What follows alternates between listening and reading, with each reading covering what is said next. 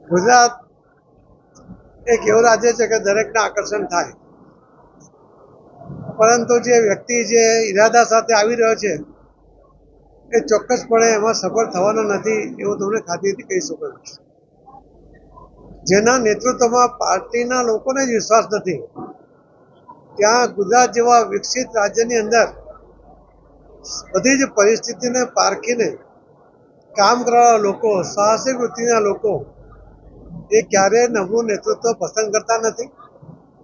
અને એટલા જ માટે માનનીય પ્રધાનમંત્રી શ્રી નરેન્દ્ર મોદી સાહેબના નેતૃત્વમાં ગુજરાત સલામત છે.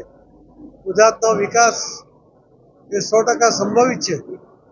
એ વિકસિત ગુજરાત જે બન્યું છે એને વધુ આગળ મજબૂત બનાવવા માટેના પ્રયત્ન અને સફળતા મોદી સાહેબના નેતૃત્વમાં જ મળશે એ ગુજરાતના લોકો પણ ખૂબ સારી રીતે સમજે છે.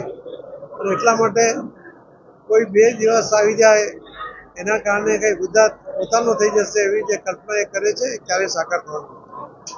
ધન્યવાદ.